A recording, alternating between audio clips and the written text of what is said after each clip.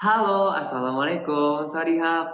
Saya Kare, dan di video kali ini saya mau ngasih materi tentang undang-undang dan regulasi media audiovisual. Buat apa sih belajar undang-undang dan regulasi? Tujuannya apa sih belajar kayak gini? Tujuannya supaya kamu memahami undang-undang dan kode etik penyiaran. Jelas lah ya, karena kita broadcaster, jadi kita harus tahu nih undang-undang supaya nggak disalahin, supaya kita nggak melanggar hukum dan etika penyiaran. Sebelumnya, jangan lupa subscribe sekarang ya.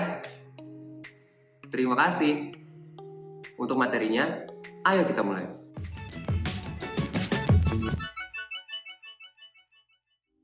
Komunikasi massa.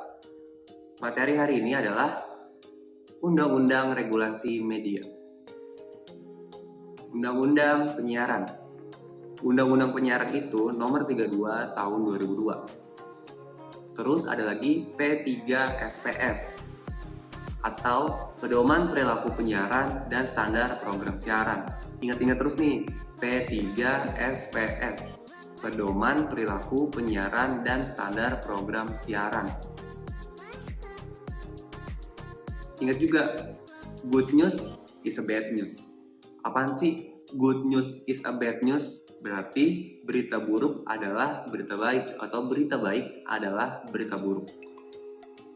Gampangnya, contoh ya, berita tentang banjir hari ini. Hari ini beritanya ngomongin banjir. Besok ngomongin korban banjir.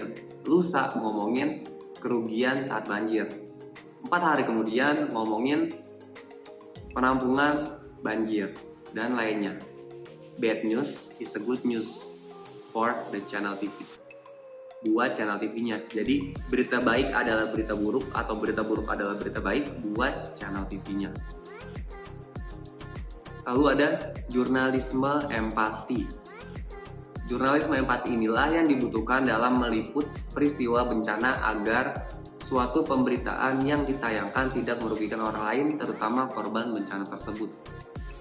Contohnya, salah satu TV swasta yaitu TV One yang menayangkan bencana gempa di daerah Sumatera Barat pada tahun 2009, di mana salah satu wartawan melontarkan sebuah pertanyaan yang menanyakan bagaimana perasaan orang tua korban ketika melihat anaknya tewas dalam kejadian tersebut. Hal tersebut sangat melanggar P3SPS, di mana dalam P3SPS harus adanya jurnalisme empati. Sedangkan dalam peristiwa tersebut, jurnalis tidak memiliki empati dengan memberikan pertanyaan tersebut akan semakin mengintimidasi korban. Bayangin deh, misal, kamu orang tua korban nih, anak kamu meninggal atau kita ganti. Kita anak yang orang tuanya meninggal. Terus ada wartawan nanya, gimana perasaannya keluarga kamu meninggal? Gimana perasaannya jadi korban ada yang meninggal dari keluarga kamu? Kalau saya ditanya kayak gitu, saya tendang orangnya. Udah tahu sedih lah ya pasti, namanya ditinggal meninggal. Masa ditanya gimana perasaannya? Selanjutnya, peristiwa peliputan berita. Kemudian sama seperti peristiwa bencana banjir yang terjadi di daerah Jakarta tepatnya pada bulan Januari hingga Februari 2013. Menarik perhatian halayak sehingga pemberitaan tersebut seringkali dilihat dan memiliki intensitas tinggi terhadap penonton. Jurnalis Metro TV menayangkan gambar kepanikan, lokasi banjir, luapan sungai, ekspos jumlah tempat tinggal serta lingkungan korban agar penonton nampak iba dan mencekam. Metro TV ini salah satu televisi yang pertama memberikan peristiwa bencana alam yang melalui penerapan P3 SPS. Nggak boleh nih kayak gini. Kalau kamu ngeh, kalau kamu sadar, kalau kamu nonton video bencana di luar negeri, contoh deh yang kemarin yang terbaru, bom di Lebanon. Yang terbaru itu ada bom di Lebanon. Ada gak korbannya di berita? Gak ada. Karena emang gak boleh. Jadi berita itu gak boleh menayangkan korban, darah, kepanikan, dan lain-lain.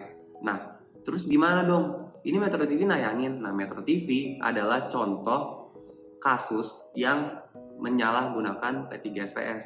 Ini sebagai pembelajaran supaya kita sebagai broadcaster nggak ngelakuin hal yang sama seperti Metro TV dan TV One tadi. Ini sebagai pelajaran. Saya ulang-ulang nih, ini sebagai pelajaran. Jangan mentang-mentang TV One boleh kok, Metro TV boleh, ya udah lanjut aja, nggak gitu. Ini melanggar, ini adalah contoh yang kurang baik, jadi jangan ditiru. Oke? Ngerti seharusnya. Ngerti lah ya, kan pintar. Selanjutnya ada kode etik penyiaran atau disingkatnya KEJ. Pertama, wartawan Indonesia bersikap independen, menghasilkan berita yang akurat, berimbang, dan tidak beritikat buruk. 2. Wartawan Indonesia menempuh cara-cara yang profesional dalam melaksanakan tugas jurnalistik. 3. Wartawan Indonesia selalu menguji informasi, memberikan secara berimbang, tidak mencampurkan fakta dan opini yang menghakimi, serta menerapkan asas praduga tak bersalah. 4. Wartawan Indonesia tidak membuat berita bohong, fitnah, sadis, dan cabul. 5. Wartawan Indonesia tidak menyebutkan dan menyiarkan identitas korban kejahatan susila dan tidak menyebutkan identitas anak yang menjadi pelaku kejahatan. 6. Wartawan Indonesia tidak menyalahgunakan profesi dan tidak menerima suap. 7. Wartawan Indonesia memiliki hak tolak untuk melindungi narasumber yang tidak bersedia diketahui identitas maupun keberadaannya, menghargai ketentuan embargo, informasi latar belakang, dan off the record sesuai dengan kesepakatan. 8. Wartawan Indonesia tidak menulis atau menyiarkan berita berdasarkan prasangka atau diskriminasi terhadap seseorang atas dasar perbedaan suku, ras, warna kulit, agama, jenis kelamin, dan bahasa serta merendahkan martabat orang lemah, miskin, sakit, cacat jiwa, atau cacat jasmani. Suara tadi anggap backsound ya. 9. Wartawan Indonesia menghormati hak narasumber tentang kehidupan pribadinya, kecuali untuk kepentingan publik. 10. Wartawan Indonesia segera mencabut, meralat, dan memperbaiki berita yang keliru dan tidak akurat disertai dengan permintaan maaf kepada pembaca, pendengar, atau pemirsa.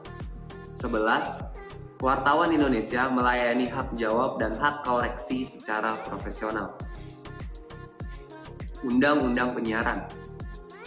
Undang-Undang Penyiaran secara resmi bernama Undang-Undang Nomor 32 Tahun 2002 tentang Penyiaran. Adalah undang-undang yang mengatur tentang prinsip-prinsip penyelenggaraan penyiaran yang berlaku di Indonesia. Lalu ada lagi pasal 7 ayat 2 disebutkan KPI, Komisi Penyiaran Indonesia, sebagai lembaga negara yang bersifat independen mengatur hal-hal mengenai penyiaran.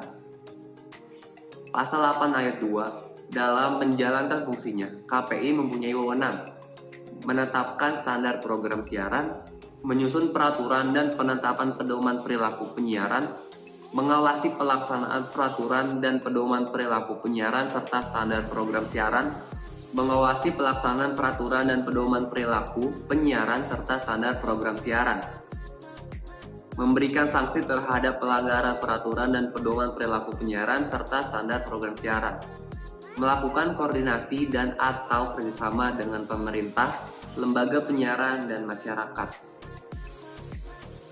Pada pasal 36 ayat 3 menjelaskan, isi siaran wajib memberikan perlindungan dan pemberdayaan kepada halayak khusus, yaitu anak-anak dan remaja, dengan menyiarkan mata acara pada waktu yang tepat, dan lembaga penyiaran wajib mencantumkan dan atau menyebutkan klasifikasi halayak sesuai dengan isi siaran.